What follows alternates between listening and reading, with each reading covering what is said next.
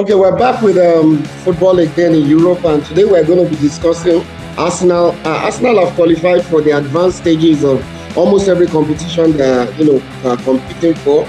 They look poised to win the Premier League, then the advanced stages of the Champions League, and we ask ourselves the question: is there really any top European club that can take them on? This is what we're going to be discussing this evening with Mustafa and Segodi. Based on Arsenal's performance, can they really go all the way? And when they face the traditional big leagues in Europe, would they be able to compete? And that's formidable. Yeah. Okay. So what we're going to talk about is, I think in one game, head to head, Barcelona could beat Arsenal, like if it's the Champions League finals. If it's two legs, there's a good chance Arsenal could win because they can play defensively, tactically. They don't have to open up. They can rely on home field.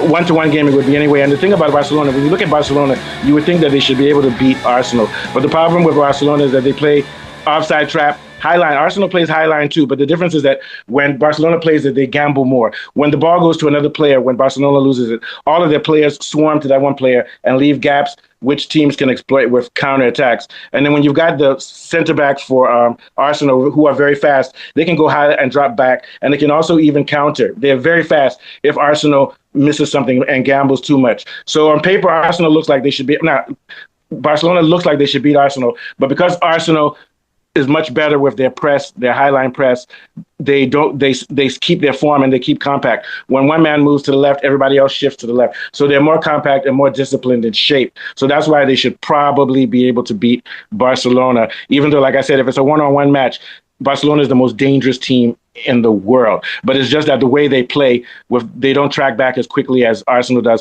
and they don't maintain their shape and compactness as well as Arsenal. So I think that's the first issue. What do you think of Folabi? Yeah, the way Arsenal plays, both teams are pressing teams. The only difference is that Barcelona, when they are pressing, they tend to throw caution to the wind and go all the way. And they don't bother about defending, which is their own philosophy. That is what Hans Flick likes to play. But Arsenal, on the other hand, are a bit more conservative. They are already thinking of what will happen when they lose the ball. But the problem here is that the number of goals they are scoring is not quite enough, even though defensively they may be better than Barcelona. So here's where the problem is. If you're not scoring enough, especially in a knockout competition, it's going to have a problem until it's still maybe later in the Champions League. But for Barcelona, they don't like to keep any prisoners. They go at you. Even the forwards are like defenders. It's kamikaze. They go at you. They try and compress the space between your players and your goalkeeper so that you're suffocated and you can't come out. And then they run at you. They try and do this. Once they score 2 or 3 goals and you're exhausted, and then they now give you opportunity to come on, then they find spaces on the counter. Is Rafinha injured? I think he's injured. He didn't play that's another difference. It was Koundé and Balde that played. Once you bring Rafinha back, and it's because of Rafinha being injured and Olmo. Once you have Olmo in the middle like that, central, that's very dangerous. Then you have Rafinha who can drift. And then also other guys like who's probably the best number 10 in the world until he was who's the number 10 again for Barcelona? Right now it's this guy. No, I'm talking about their really favorite player. What's his name? The one that's always getting injured. Daniel Olmo. Is it Daniel Olmo? No, not Olmo. The other one. The one that Pedri. If all of those guys are healthy at once, Pedri, Olmo, Rafinha, it's going to be very hard to beat those guys, like you said, because Arsenal doesn't. But let's just play along with the idea that right now Barcelona has some weaknesses, especially for counterattack and everything else, and then that is compact. We'll go to talk to Segodi now. What do you think about that in general? I mean Barcelona. Barcelona has weaknesses. Yeah, go ahead. Yeah. Okay. Now, what I've seen with Arsenal, they now seem like they've achieved something that Arsene Wenger has been trying to do, to get them to be a real good pressing team, like to be compact and still be good on the ball and then hit teams. So, but what I'm worried about is, will they like break that mentality of losing to beat teams in the UEFA Champions, like your Barcelona that can really challenge them, or Bayern Munich that can really hit them. But what I've seen this year, they look really, really sharp, and I believe that they can hit teams like Barcelona, since they have like players like Saka who can really take players on and really finish. So for me, it's a challenge that they have to pass, that mentality of like getting over the line against these real big teams. Yeah, and I think that Arteta's too rigid. I understand why he's doing this. All these guys have played together for 6 or 7 years. The same guys, Martinelli, Saka, who's the one, Odegaard. They've all played together. So he has a system in which they understand each other. But he now has to start bringing in guys like Eze and stop using – he's using Gyökeres as just a decoy to pin defenses. He's not using Gyökeres to score. If he can figure out how to bring those guys into the game and move Eze into a central position, he may start giving up a few more goals, but he'll start scoring a lot more goals. What do you think of Folabi? No, you're absolutely right about that. And that's one of the reasons why I don't really value his approach, because he's very tactically inflexible. He plays with the same set of 11 and they play the same way. When they're in trouble, they really don't have a plan B. And like you rightly mentioned, if he had been using those personnel on the bench more frequently, then the plan B naturally metamorphoses. But because he's not using Noni Madueke, he doesn't use Eze, it's always the same guys. So when he has injuries, it's difficult for him to replicate that brilliant style. And so that's what the problem. That's where the problem is. And when you have a long season and so many games, you would have one or two of your players, getting injured, and you can't play with the same. And we know these guys get injuries. They get injuries. Yeah. So all right, so let's go. Look at Barcelona, for instance. Barcelona have had to play through their games, chopping and changing because of injury. And relatively, they've been getting the results, which means they have another way to play if they don't have certain players. Yeah, I think Barcelona, the team, Spain plays Barcelona football better than Barcelona. When they have the other players, the other team, that Spain team. Yeah, but anyway, so we're talking about the mystery team. So the mystery team that can beat Arsenal. The only problem is that they will also get goals scored against them is Bayern Munich, because Bayern Munich could play a 4-3-2-1 or a 4-2-2-2 and gut out and box the way Senegal boxed out Morocco. They can use that cagey box and overpower Arsenal in the midfield with what's his name? Their number. They have who's their number 10? Musiala, attacking midfielder. They've got a strong midfield. Harry Kane can drop into the midfield and pass, or he can also go forward and pin, and he can drag defenders out of their position. If those guys, I know they lost to Arsenal earlier this year, I think, but that doesn't matter. They actually have the team that could beat Arsenal. They're more physical. They have more variety of players, and Musiala is physical and at the same time attacking. I actually think that they could beat Arsenal. It's just a matter of coaching and executing properly. What do you think of Folabi? Yeah. I quite agree with you. And they have a very formidable front three. They have Olise on the right.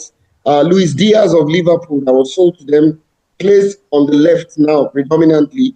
And they have the clinical striker, Harry Kane, who will always finish. Let's not forget Olise. Is Olise starting now, or is no? Yeah, he started. He started on Wednesday. Yeah. So they have enough.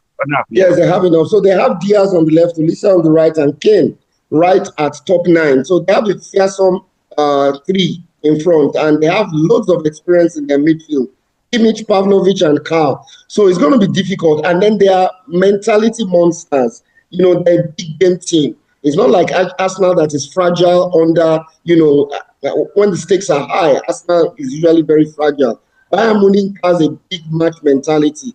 Much so their captain, Harry Kane. So, and they're playing very well. The only area where I have a bit of reservation is the defense. They like Barcelona too. They tend to prioritize attacking, almost at the expense of defending. But also, they don't press at all, do they? Bayern Munich doesn't press at all. They press. Oh, they do. They do. They press. They press with Diaz and Olise. In fact, it was because of the press that they took Diaz from Liverpool. One player I felt Liverpool should never have sold. Yeah, so I got that one wrong. Folabi is the professor. I won't argue. Anyway, I'm kidding you. What are your thoughts, Segori, before we move on? No, absolutely. I think Bayern Munich has a potential of beating like Arsenal, because since they have 2 players, Musiala and Olise, who can attack with pace and skill, and they also press very high as well, and they're able to win the ball up high and then beat you there with the striker that can take his chances. I think they do have a potential to like beat Arsenal. Their defense, because that's the only thing that can be exploited. Their defense, Yes, they hold a high line as well, but they have a goalkeeper that can also play as a super keeper. Yeah. All right. He can play as a super keeper as well. Very quickly, this is not more than a minute.